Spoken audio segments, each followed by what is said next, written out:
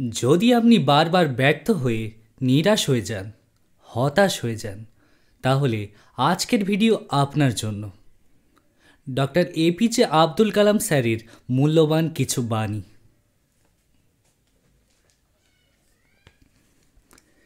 জীবনে কঠিন সব বাধা আসবে বা আসে তোমায় ধ্বংস করতে নয়, বরং তোমার ভেতরে লুকিয়ে থাকা শক্তিকে অনুধাবন করতে।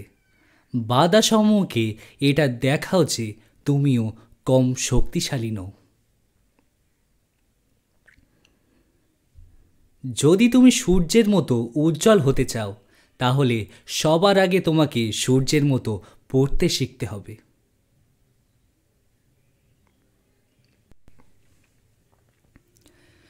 স্বপ্ন সেটা নয় যা ঘুমিয়ে ঘুমিয়ে দেখো, স্বপ্ন তো সেটাই যা পূরণ করার অদম্য ইচ্ছা তোমাকে ঘুমাতে দেবে না।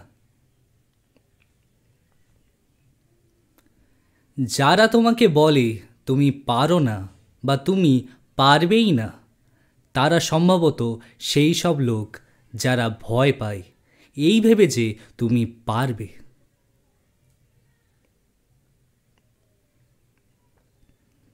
প্রথম সাফল্যের পর বসে থেকো না, কারণ দ্বিতীয়বার যখন তুমি ব্যর্থ হবে তখন অনেক জন বলবে প্রথমবার তো শুধু ভাগ্যর জোরে সফল হয়েছিলে।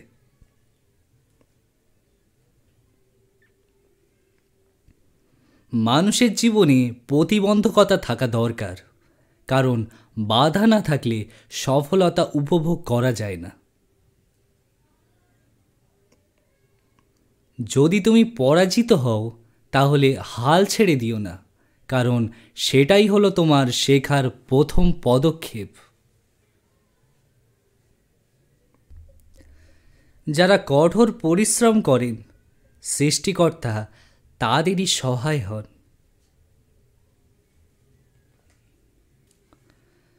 কাউকে হারিয়ে দেওয়া খুব সহজ হলেও কাউকে জয় করা খুব শক্ত।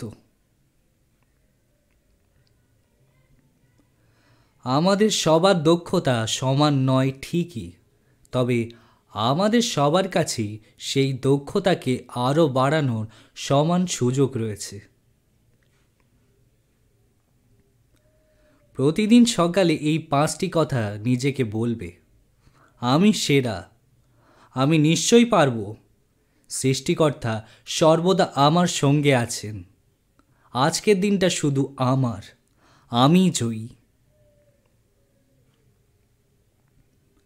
যখন বৃষ্টি শুরু হয় তখন সব পাখিরা কোথাও না কোথাও আশ্রয় খোঁজে, কিন্তু ঈগল বৃষ্টিকে এড়িয়ে যায় মেঘের উপর উড়ে গিয়ে।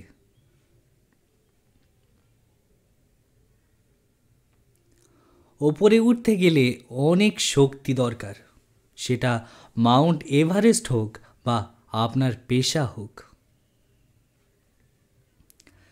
যদি কোনো প্রশ্নের উত্তর খুঁজে পাচ্ছ না, তাহলে চিন্তিত হও না।